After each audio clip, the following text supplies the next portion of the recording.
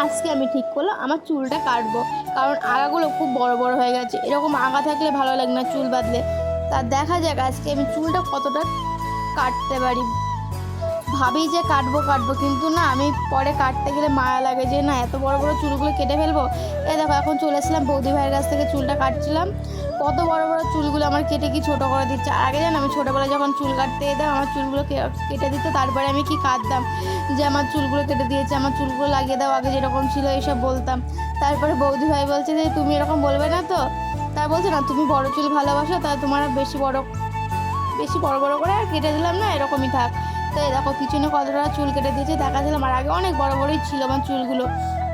আর তারপরে সামনেও কেটেছে, এই দেখো লক্স, সেটা দেখাচ্ছিলাম।